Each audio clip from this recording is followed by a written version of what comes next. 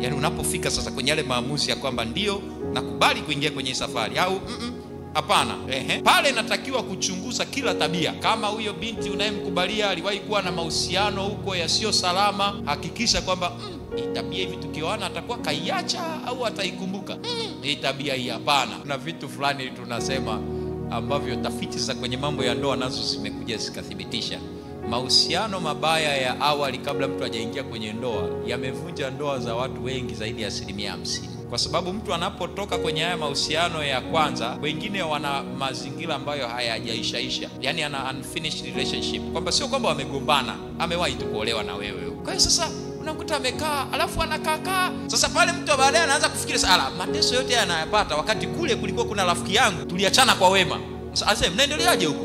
Sasa nimeoa, wewe si umeoa unanipigia simu huko na mke wako. Ninachokipitia huko. Uko mbali. Wewe achana na mimi bwana. Ongea na wewe, sikiliza, nataka nikupe mchapo kidogo wa mwanamke mwenzio huyu. Na nikakwambia mchapo wa mwanamke mwenzio. Unakuta watu wanafika huko, wanaanza tena mahusiano yaliyoachwa zamani. Wewe huko umekasika sana, nitamnyosha. Unamnyosha nani?